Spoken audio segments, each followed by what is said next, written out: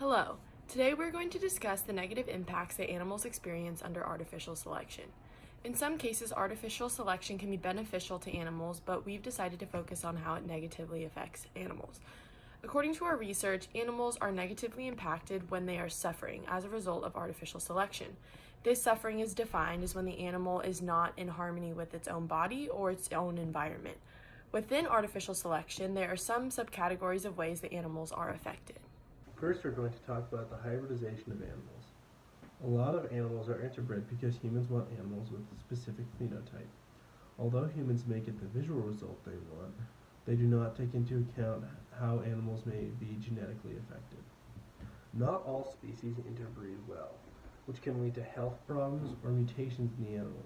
Another effect of hybridization is that some animals inherit innate traits from both parents, but if these traits or behaviors conflict with each other, the offspring may grow up confused and develop in an odd way. Next, we're going to talk about another form of breeding, inbreeding. Inbreeding in general is a dangerous process in any animal because it increases the amount of recessive genes which tend to carry disease or mutations. Once again, inbreeding is another process used by humans to create phenotypic results they desire. Because the same genes are being bred over and over again, we can see the presence of genetic drift, specifically the founder's effect and the bottleneck effect. Genetic drift occurs when events of chance cause the allele frequency of a population to fluctuate.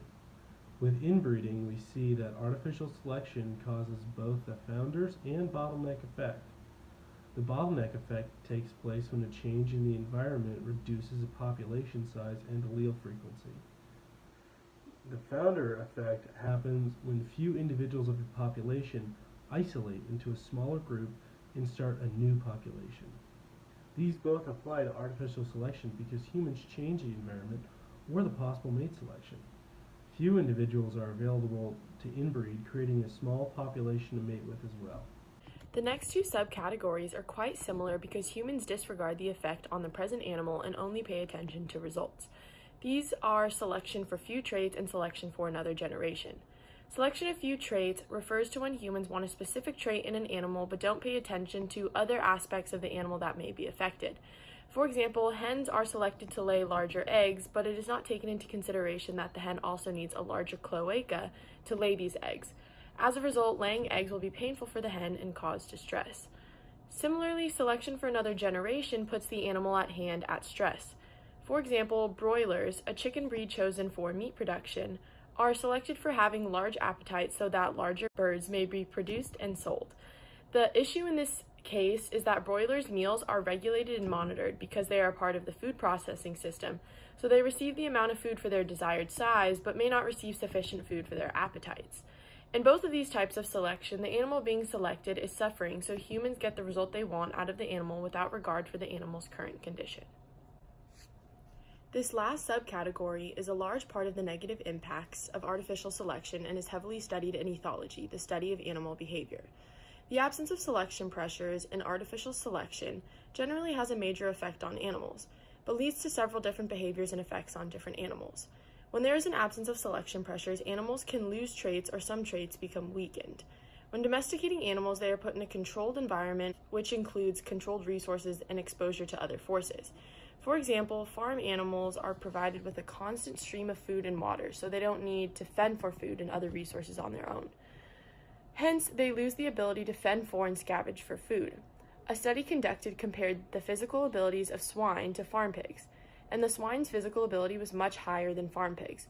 Because they are not forced to use these physical survival traits, the pigs slowly lose physical capabilities. However, some animals will not be as impacted as other animals in a controlled environment. It definitely depends on how close the controlled environment is to their natural one. In domesticated animals, it has been observed that animals start to display stereotypical wild traits and behaviors when they become uncomfortable. Furthermore, animals can exhibit disturbed behaviors or appear physically disturbed when discomfort is high. This type of selection is quite controversial across all boards because ultimately, animals deserve to live in their natural environment that they are accustomed to live in. In conclusion, artificial selection has several negative impacts on animals within its many subcategories. For the future, humans need to take more care when imposing their own selection processes on animals and how they alter the processes within animals. We hope you have enjoyed watching our video and have become more informed about artificial selection. Thank you for watching.